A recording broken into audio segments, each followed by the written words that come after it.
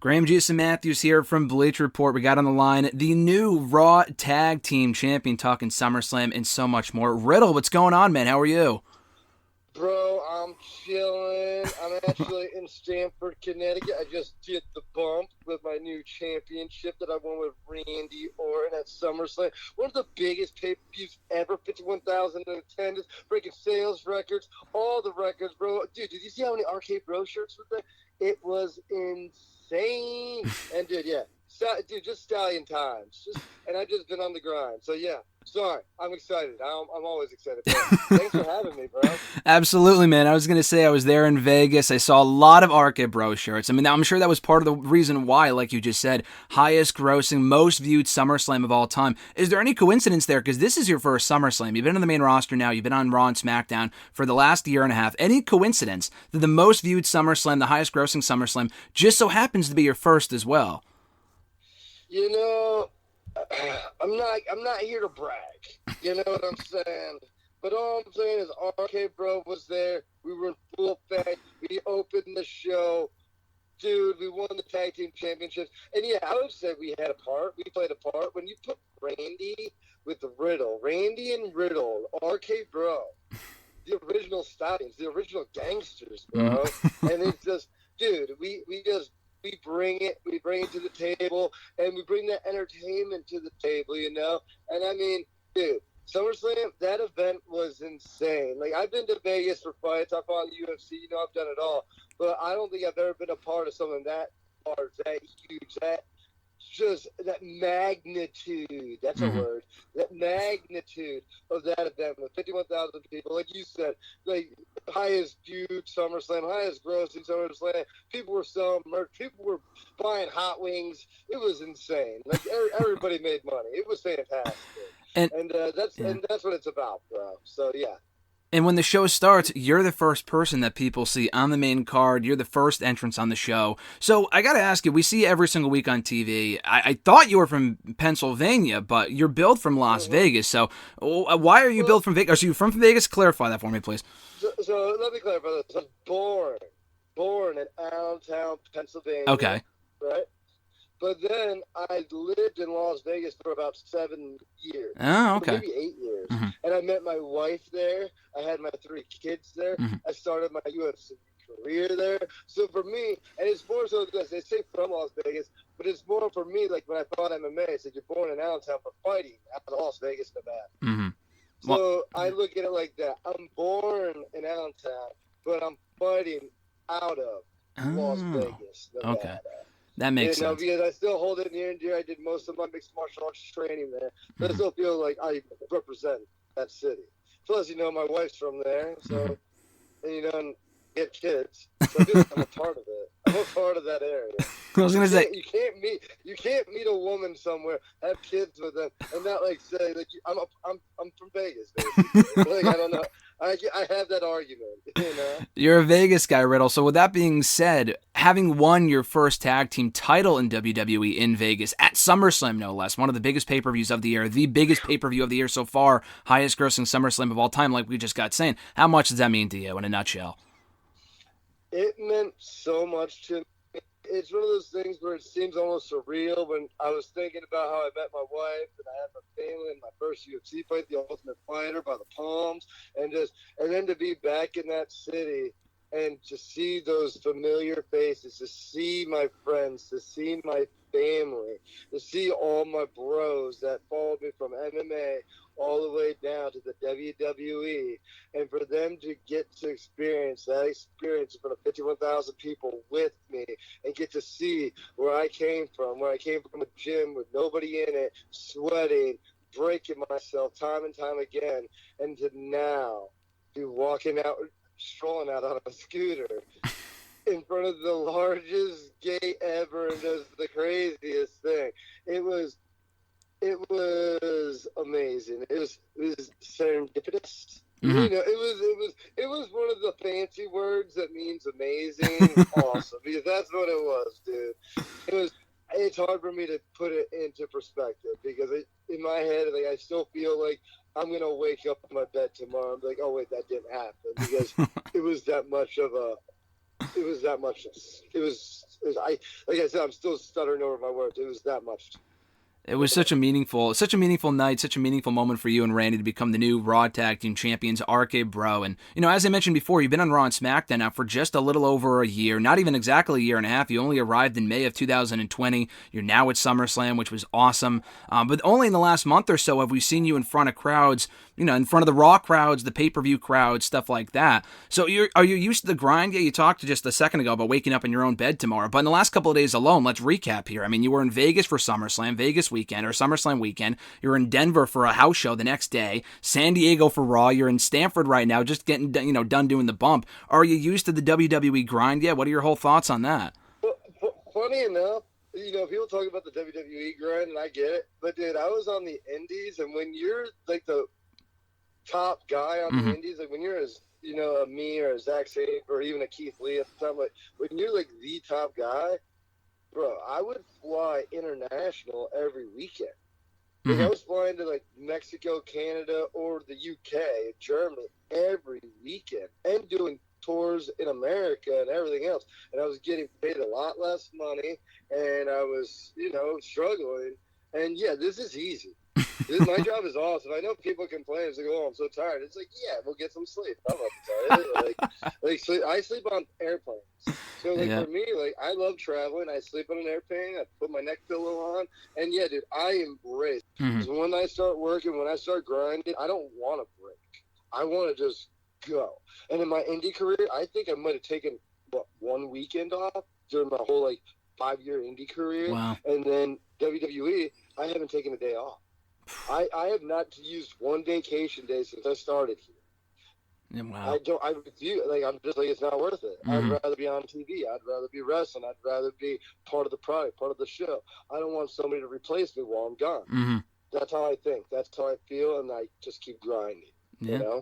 And it's paid off. Like I said, you're the new Raw Tag Team Champion. And, with SummerSlam being the highest grossing of all time, the most viewed on Peacock and stuff like that, which was awesome. Say it one more time. SummerSlam being the highest grossing. Yeah, I was part of that. You were part of that. That's awesome. But then, so the news breaks yesterday morning. Everyone's talking about it on Tuesday morning. At the same time, Roman Reigns put out a tweet, taking all the credit for it, calling himself a legitimate, needle mover. He was in a lot of hot water with fans over the weekend. Honestly, that guy, no disrespect to Roman, he seems like a swell fella, but at the same time, I just feel like, when people are like, oh, well, I'm a good parent. You know what? If you were a good parent, your kids would be telling me you were a good parent, So when he's saying acknowledge me, or I move the needle, or I do this, it's like, no, you don't. You're related to The Rock. Shut up.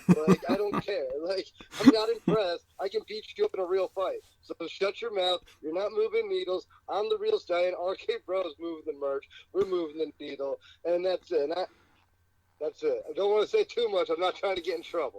But that's it. And hey, hats off to him. He's amazing at what he does. I do like what he does. But at the same time, it's like, hey, get off your high horse. You're in a spot because of a reason. You're not like a bro. You're second generation, dog. I'm first generation. There's a difference between. I'm cut from different cloth. Yep. So I don't think he gets that yet because he's always been in this little egg, this shell that he gets to play in, and he gets to pretend he moves needles and stuff. But whatever. He's got to consider it a blessing that he's on a separate show from you, dude, so he can't be crossing paths with you. He's over on SmackDown. You're watching SummerSlam. You open the event. At the very close, obviously, he's in the main event. Brock comes back, too. I mean, obviously, you've talked ad nauseum about Brock over the years, Goldberg as well, but... I'm going to say this. Brock came at the end of the show. Yep. I saw a door sign say Mr. Beast, and I was like, who the hell is Mr. Beast? And I was like, I got to feel best, Brock. Yeah, hey, I'm glad Brock's back. Fans missed him, and he's one hell of a competitor. I mean, I personally think he went for the wrong man. He went for Roman. But, dude, people love that Universal Championship, so I get it. Hey. I think they're doing the right thing. They're staying away from me because they don't want to get hurt. So it's all good. I know you've spoken before about, you and Goldberg, so to speak, kind of burying the hatchet a couple of weeks ago, and you saw how nice he is, and he kind of congratulated you, which was super cool. Any chance you think that we could see that with Brock, him coming up to you and congratulating you, or do you don't think that's going to happen? I don't see Brock doing that. I don't even think, no. I don't see Brock's the way we talk to each other when we talk to each other. He is not a fan. He thinks I'm extremely arrogant and disrespectful, and etc. Yeah, well, that being said, I mean, hey, Goldberg once thought that too, and you seem to want him over, so I guess anything happens. I have to do this interview. Yeah. Sorry, this is my driver's test to make a call quick, but don't worry, we're still talking. No worries. Going on. No worries. I live in Connecticut too, so I mean, I know the area quite well, so I know exactly what you're talking about. But so we talk about Brock, we talk about SummerSlam, RK Bro, dude. I mean, you're one half of the new Raw Tag Team Champions. I mean, talk to me about you and Randy Orton. What's their relationship like off screen? Is it the exact same thing that we're seeing on Raw every single week? Dude, me and Randy, we just get it. No, but we really enjoy each other's company. I enjoy his work. He enjoys my work. He respects me for my background in mixed martial arts and I think even like Goldberg kind of respects me now. Like, he respects my passion and my grind and the amount of hard work I put in and how I don't take shortcuts. And I always want to have a hard-hitting great match. So for me and Randy, when we work together, it's a beautiful thing. I think we're in different points of our career, but at the same time, mentally, we're at the same point, in the sense, he's just so smart and he knows what he's doing. Like, literally, he has probably helped me save my job multiple times. I hate to sound, but like, there's not a bad thing I can say about him. I really like Randy. He makes me happy. He makes me a better wrestler. He makes me a better person, Like the other day, like I told him I wasn't going to get home till whatever to see my wife. He goes, "Hey, your wife." And I was like, "What? Like, why would I write my wife a phone? That's corny as hell." But then, like, I mentioned to somebody, like another girl that I work with, and like, "Oh my God, if you wrote your wife a phone, she'd like melt." And I was like, shit. Sorry. I'm like, shoot. Like, I guess I should write a poem. Like, I don't think that about stuff like that. But Randy has opened me up to new things. Yeah. And I think that's what we do. I tell him about life experiences. He tells me about life experiences, and we give each other almost like tips there and there. And it's been a beautiful friendship relationship, and it's been awesome teaming with Randy. I mean, Randy's like another one of those guys where not exactly like Brock, but there's a lot of these conceptions. Oh, he's not a people person, stuff like that. He's very much, there's this mentality that certain generational wrestlers have. And Randy, Goldberg, Brock, Cena, they all have, it must have been different. It must have been different then. And even Randy mentions it, and so do the other guys, because the way I think we all work and talk and do things now is much different. Like for me, like I fought in the UFC. I can get beat up or beat somebody up. I don't care. And I respect everybody. But I feel like there's a time in the wrestling business where, maybe the UFC wasn't around or maybe it wasn't as big. And I feel like there was a fine line, where like, how do you judge or gain or gauge respect in this locker room? Yeah. Yeah. So I think that's it, and and Randy keeps me in line. He's like, "Hey, you don't want to do this. You might piss this guy off." And I'm like, "Hey, thanks, Randy." And as you can see throughout my past with Brock and Goldberg and everybody, I've pissed people off all the time. So it is what it is, dude. It's been great, man. You've been on the Raw roster now for a little while, and obviously with RK Bro, you guys have just been arguably the best part of the show since you guys came together earlier this year, and it's rare too. I mean, for a variety of reasons. Not everyone who comes up from NXT always does as well as you have, and Damian Priest has, and among other people, Rhea as well. You're among that select group that's really come up and been U.S. champion. Or at WrestleMania defending that title, winning the tag titles at SummerSlam, and really getting, again, I was there at SummerSlam. I can attest to this, getting one of the bigger reactions of most people at SummerSlam. What's it like to be in that select group of people to come to Raw? And, like you've said before in other interviews, sometimes people can be scared to come up to Raw and SmackDown. You don't know what to expect. To be one of those people to come up and be successful and do a lot of great things, what does that mean to you? It means the world to me. And I think, like you said, a lot of people worry about coming up. My thing is, I didn't, like, not that I don't like NXT, but my goal was never NXT. NXT champ. My goal was main roster, WWE. I'm trying to be on Raw. Like even I like that I don't like SmackDown, but like my goal, even when I got called up at first, I wanted to go to Raw. Like I grew up watching Raw. Yeah. Raw is war, the war zone, baby. You know, like I wanted to be on that product. It's something that's near and dear to me. And I think for me, one, like you said, I'm granted. I'm stoked that I'm in the position I'm in. I'm being used the way I am and everything else. But I think our goal wasn't NXT. I think a lot of people's goal is, they kind of set themselves up for certain things. Mm-hmm. My goal was to be a main roster superstar. Rhea Ripley's goal was to be a main roster superstar. Damian Priest's goal was to be a main roster superstar. Mm-hmm. So I think that's why we're having the success we're having, because not that we didn't mind the steps to get here, but our goal was this. Yeah. You know what I'm saying? I think a lot of people were happy with NXT. Mm-hmm. Wanted to almost make NXT bigger than it was. My goal was to always use it as a stepping stone to get to WWE. Yeah. No, it makes sense, man. I mean, regardless of what people think about Raw, it is the biggest stage in WWE, and that's where you are now, like I said. And you were involved in the main event this past week, facing AJ Styles, of all people, and picking up a win over him, which is crazy. In the last year or so that you've been on Raw... Whoa, how crazy is it, man? I'm a stallion, bro. You thinking I can't beat AJ? No, I'm kidding. But yeah, it is crazy. It's awesome, bro. It's so cool. It's so cool. And it was a great match to boot, so it's, great things all around. But, and in the last year that we've seen you on Raw, and like you said, you started off on SmackDown, we've seen kind of various incarnations of yourself. Obviously, you're Riddle to the core. You're very much yourself in real life, it seems, that you are on TV. But, it's varying degrees, seeing what works from different dialogue and different stuff in your matches, changing the name, all these different things. And ultimately, you turned out successful. But is there any one piece of advice or any one change that you got from like a Vince McMahon, for example, that really stuck with you, that's really worked out well for you so far? If anything, I used to be a firm believer to do something, ask for forgiveness later. Mm-hmm. That was my kind of mentality. After talking to Randy and stuff, I ask before I do things, especially in certain. Yeah, you're laughing, but like, yeah. It's true. Like the other day, I grew out my facial hair at SummerSlam to look like Randy. I had the mustache and the flavor saver and a goatee, and I colored it in so it was really dark, so you could see it. Yeah. I showed Randy, and he died laughing, but he's like, "You had to run that by Vince." Yeah. You can't go out there like that. Like, you can't go to Gorilla like that. If he doesn't like you, he'll be mad. Mm-hmm. So I took Randy's advice. I talked to other people which said, "Oh, just do it." And I was like, "No, I got to talk to Vince." Yeah. And I talked to Vince, and he told me, "Hey, I think it's hilarious, but I want you to be yourself. I want you to be you. So take it off." And I was like, "For sure."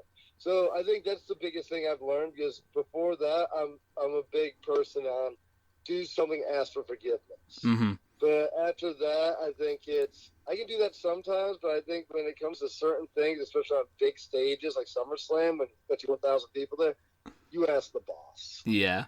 No, that makes sense. Yeah, so you don't want to get canned. I learned that. No, it totally makes sense. Especially in times like these, you don't want to be one of the people on the chopping block for something so silly, too. So I totally understand that. Yeah. You know what I mean? And you know me from my UFC experience. I was on a 4-fight win streak and got the shot. So it can happen to anybody. We all learn from experience. There might have been some underlying circumstances as well, but still, one of my fights got cut. So you know me, I think, and also because of that, I'm very protective. I try to do the right thing all the time. So yeah. But sometimes you ask. Yeah. No, it's a great piece of advice we all learn from experience. And last question for you, man. I've always been curious, dating back to a couple of months ago. I think this maybe was back in March or whatever it was. Just a great segment. You and Asuka backstage, seemingly you forgot your lines. Was that a shoot? What was that all about? Well, I'll tell you this. When I got back to the locker room, Randy Orton, just before RK Bro was a team, he came up to me and goes, "Hey, Riddle, I don't know if that was planned. Hey, kid, I don't know if that was planned. But best promo yet." And he walked away. If I'm being honest, that was not what was written. They had me talking about like robot fights and Tokyo Underground battle bots. Yep. There was a lot there. And in my defense, I was far away, and they like waved me over, and I thought it was just a rehearsal. Mm-hmm. So I roll up, and I'm like, yeah, da, da, da. And I'm like, you like scooters? You You want a scooter? Okay. I forgot what I was saying. I roll off. Right? And as I roll off, I see everybody behind the camera, like, kind of spastically waving me on. I'm like, what? And I'm like, wait, was that live? And I mouth, I'm like, is that live? And they're like, yeah. I'm like, oh, like I thought I messed up so bad. I'm like, shoot, I can't believe I did that. But then Bruce, Britt, everybody thought it was better than what was written for me, Because, and to be fair, I'm surprised I haven't done it in this interview. A lot of times I forget what I'm talking about all the time. I do it. It's part of my characteristics. Yep. So it's really worked out for me. And in that situation, WWE knows me in real life. Like all these guys have hung out with me and bet me and this and the other thing. So they understand, That's hilarious, yeah, man. I completely forgot what I was saying. That's exactly what happened. Oh, that's so great. And it was like a turning point right after that. You guys became a team, you and Orton on TV. So maybe that was what really kicked off all the success. Who wouldn't knows? Who knows what would have happened otherwise? But oh man, that's amazing. But you are coming off of SummerSlam, highest grossing, most viewed SummerSlam of all time, man. New Raw Tag Team Champion alongside Randy Orton. Crazy stuff. Riddle, this has been such a blast, man. Thanks so much for the time, and best of luck with everything going forward. Hey, thanks for having me, bro, and have a great day and great week, dude. Thanks, man. I appreciate it. You too. Enjoy the rest of CT while you're here. Will do. I'm actually flying out now. Enjoy the airport, I guess. Yeah, blue, baby. There you go, man. Safe flight. Take care. I'll catch you on the road. Take care. Bye-bye.